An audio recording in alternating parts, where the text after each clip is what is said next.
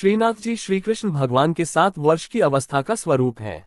ये स्वरूप विशेष रूप से हिंदू भगवान कृष्ण का है, जिसमें वे एक बालक के रूप में प्रकट होते हैं। श्रीनाथ जी का मुख्य मंदिर राजस्थान के उदयपुर से 49 किलोमीटर उत्तर पूर्व में स्थित नाथद्वारा के मंदिर शहर में है। श्रीनाथ जी वैष्णव संप्रदाय के केंद्रीय देवता हैं, जिन्हें पुष्टि मार्ग, कृपा का मार्ग या वल्लभाचार्य द्वारा स्थापित वल्लभ संप्रदाय के रूप में भी जाना जाता है। मुख्य रूप से श्रीनाथ जी की पूजा भक्ति योग के अनुयायियों और गुजरात और राजस्थान के वैष्णव तथा भाटिया समुदाय के लोग करते हैं। वल्लभाचार्य के पुत्र विट्ठलनाथ जी ने नाथद्वारा में श्रीनाथ जी की पूजा को संगठित और संस्थागत रूप दिया। श्रीनाथ जी की व्यापक लोकप्रियता के कारण नाथद्वारा शहर को श्रीनाथ जी के नाम से भी जाना जाता है। लोग इसे बाबा की नगरी, श्रीनाथ जी बाबा भी कहते हैं। प्रारंभ में बालकृष्ण के इस रूप को देवोत्तम देवताओं का विजेता कृष्ण द्वारा गोवर्धन पहाड़ी उठाने पर इंद्र की शक्ति पर विजय के नाम से जाना जाता था। वल्लभाचार्य ने उन्हें गोपाल नाम दिया और उनकी पूजा के स्थान का नाम गोपालपुर रखा। बाद में विट्ठलनाथ जी ने उनका नाम श्रीनाथ जी रखा। श्रीनाथ जी की पूजा दिन के 8 भागों में विभाजित होती है, जिसे अष्टयाम सेवा कहा जाता है। प्रत्येक भाग का विशेष महत्व और उद्देश्य है। ये पूजा विधि भगवान श्री कृष्ण के दैनिक जीवन को प्रतिबिंबित करती है। यहाँ पर प्रत्येक भाग का संक्षेप में विवरण और उनका महत्व दिया गया है। 1. मंगला प्रातःकालीन पूजा। समय प्रातः 5:30 से 6 बजे। महत्व: ये पूजा श्रीनाथ जी के जागरण के समय होती है। इस समय भक्त उन्हें जगाते हैं और उनकी सुबह की सेवा करते हैं। ये भगवान के साथ नए दिन की शुरुआत का प्रतीक है। 2. श्रृंगार सजावट। समय प्रातः 7:30 से 8 बजे। महत्व: इस समय श्रीनाथ जी का श्रृंगार किया जाता है और उन्हें नए वस्त्र पहनाए जाते हैं। ये भगवान के दिव्य रूप की सुंदरता को प्रदर्शित करने का समय है। 3. ग्वाल दूध पिलाने का समय। समय प्रातः 9 बजे से 9:30। महत्व: इस समय भगवान को गायों का दूध पिलाया जाता है। ये भगवान के बालक रूप को दर्शाता है जो ग्वाल बालों के साथ समय बिताते हैं। 4. राजभोग मुख्य भोजन। समय दोपहर 11 बजे से 11:30। महत्व: इस समय भगवान को मुख्य भोजन अर्पित किया जाता है। ये दिन का प्रमुख भोजन है और भगवान के पोषण का प्रतीक है। 5. उत्थापन दोपहर की सेवा। समय दोपहर 3:30 से 4 बजे। महत्व: ये पूजा भगवान के दोपहर के विश्राम के बाद होती है। इसमें भगवान को जागृत किया जाता है और उन्हें दोपहर के नाश्ते के रूप में फल और मिठाई अर्पित की जाती है। 6. भोग सायंकालीन नाश्ता। समय सायं 5 बजे से 5:30। महत्व: इस समय भगवान को शाम का नाश्ता अर्पित किया जाता है। ये सेवा भगवान की शाम की भूख को शांत करने के लिए होती है। 7. आरती संध्या आरती। समय सायं 6:30 से 7 बजे। महत्व: ये पूजा भगवान की संध्या आरती होती है, जिसमें दीप और गीतों के माध्यम से भगवान की आराधना की जाती है। ये भक्तों को भगवान के प्रति उनकी भक्ति को प्रकट करने का समय है। 8. शयन रात्रि विश्राम। समय रात 8 बजे से 8:30। महत्व: ये पूजा भगवान के रात्रि विश्राम की सेवा होती है। इसमें भगवान को रात्रि के वस्त्र पहनाए जाते हैं और उन्हें विश्राम के लिए सुलाया जाता है। ये दिन का अंतिम भाग है, जो भगवान के दैनिक जीवन की पूर्णता का प्रतीक है। इन सभी सेवाओं का उद्देश्य भगवान श्री कृष्ण के प्रति भक्तों की प्रेम और भक्ति को प्रकट करना है और उनके दैनिक जीवन के प्रत्येक पहलू को सम्मानित और आनंदित करना है।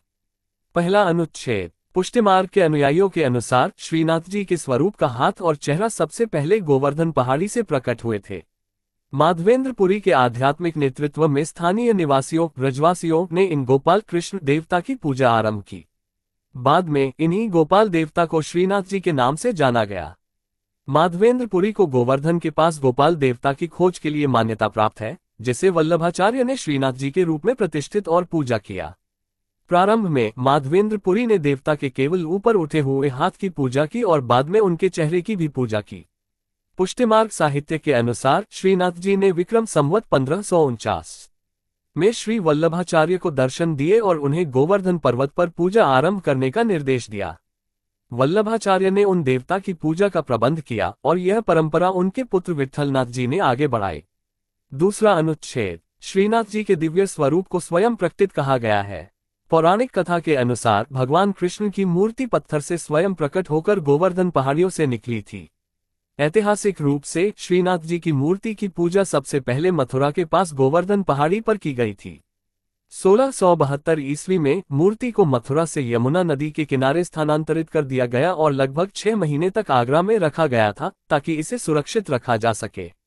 इसके बाद मुगल शासक औरंगजेब के बर्बर विनाश से बचाने के लिए मूर्ति को रथ पर दक्षिण की ओर एक सुरक्षित स्थान पर ले जाया गया।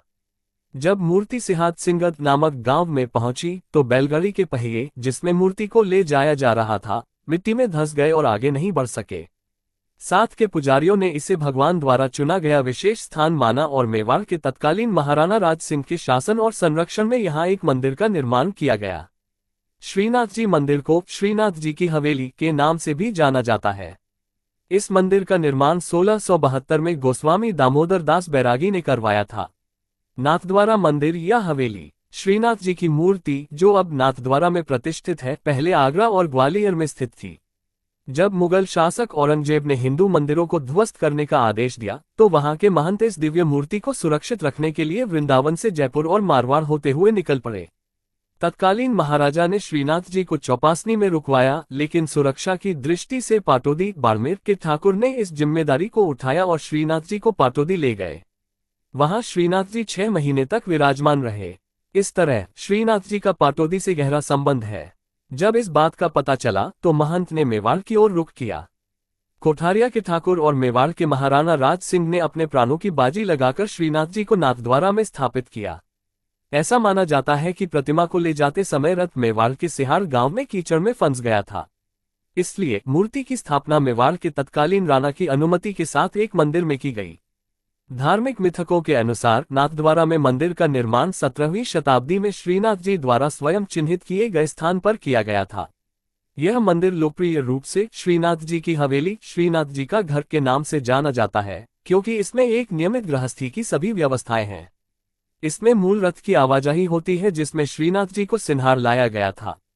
इसमें दूध के लिए एक स्टोर रूम, दूध घर, सुपारी के लिए एक स्टोर रूम, पान घर, चीनी और मिठाइयों के लिए एक स्टोर रूम, मिश्रीगा और पैट घर, फूलों के लिए एक स्टोर रूम, फूल घर, एक कार्यात्मक रसोई घर, एक आभूषण कक्ष, गहना घर, एक खजाना, खारचा भंडार, रथ, अश्वशाला के घोड़ों के लिए एक अस्तबल, एक ड्राइंग रूम, बैठक और एक सोने और चांदी का पहिया चक्की है।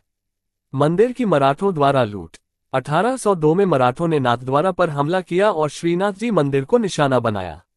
मराठा प्रमुख होलकर ने मंदिर की संपत्ति से 3 लाख रुपये लूट लिए और अधिक धन वसूलने के लिए मंदिर के कई पुजारियों को गिरफ्तार कर लिया। मुख्य पुजारी गोसाई दामोदर दास बैरागी ने मराठों के नापाक इरादों को भांपते हुए महाराणा को एक संदेश भेजा। श्रीनाथ जी को मराठों से बचाने और देवता को सुरक्षित निकालने के लिए महाराणा ने अपने कुछ विश्वस्त रईसों को भेजा। ये रईस श्रीनाथ जी की मूर्ति को लेकर अरावली की पहाड़ियों में स्थित घसियार ले गए, जहां मूर्ति को मराठों से सुरक्षित रखा गया। कोठारिया प्रमुख विजय सिंह चौहान जैसे बहादुर रईसों ने श्रीनाथ जी की मूर्ति की रक्षा करते हुए मराठों से संघर्ष किया और अपने आदमियों के साथ वीरगति को प्राप्त हुए। श्रीनाथ जी की मूर्ति 5 वर्षों तक घसियार में सुरक्षित रही। इस दौरान मराठों ने नाथद्वारा शहर को लूट लिया और अजमेर की ओर कूच कर गए। जाते जाते उन्होंने कांक्रोली के द्वारकाधीश मंदिर से भी धन संपत्ति लूट ली। 5 साल बाद जब स्थिति शांत हुई, श्रीनाथ जी को नाथद्वारा वापस लाया गया। इस पूरी घटना ने नाथद्वारा और उसके भक्तों पर गहरा प्रभाव छोड़ा। मराठों के इस हमले और लूटपाट ने न केवल धार्मिक स्थानों को क्षति पहुंचाई बल्कि लोगों के मनोबल को भी आहत किया। फिर भी श्रीनाथ जी के प्रति अटूट भक्ति और उनकी रक्षा के लिए किए गए प्रयासों ने एक नया अध्याय रचा। भर में कई प्रमुख मंदिर हैं जहां श्रीनाथ जी की पूजा होती है। पश्चिमी गोलार्ध में नाथद्वारा को व्रज के नाम से जाना जाता है, जो स्कूलकिल हेवन पेंसिल्वेनिया में स्थित है। प्रतिवर्ष 100,000 से अधिक हिंदू व्रज की यात्रा करते हैं। मंदिर के पुजारियों और सेवकों को उनके कर्तव्यों के प्रतिफल के रूप में वेतन के स्थान पर प्रसाद दिया जाता है। ये प्रसाद अक्सर उन मेहमानों को दिया या बेचा जाता है जो दर्शन के लिए मंदिर आते हैं। मंदिर में उत्सव और अनुष्ठान। श्रीनाथ जी के मंदिर में सभी प्रमुख हिंदू त्योहारों को धूमधाम और उत्साह के साथ मनाया जाता है। इन त्योहारों के दौरान श्रीनाथ जी का विशेष श्रृंगार किया जाता है और विभिन्न प्रकार के प्रसाद तैयार किए जाते हैं। यहाँ पर कुछ प्रमुख त्योहारों का वर्णन विस्तार पूर्वक किया गया है। 1. हरियाली अमावस्या। महत्व। ये त्योहार सावन माह में आता है और इसे हरियाली की शुरुआत के रूप में मनाया जाता है। उत्सव। इस दिन मंदिर को हरे रंग की सजावट से सजाया जाता है और श्रीनाथ जी को हरे वस्त्र पहनाए जाते हैं। भजन और कीर्तन का आयोजन होता है और भक्तगण भगवान के प्रति अपनी भक्ति प्रकट करते हैं। 2. जन्माष्टमी। महत्व। ये भगवान श्री कृष्ण के जन्मदिन के रूप में मनाया जाता है। उत्सव। इस दिन आधी रात को श्रीनाथ जी की विशेष पूजा की जाती है। भगवान को नए वस्त्र और आभूषण पहनाए जाते हैं।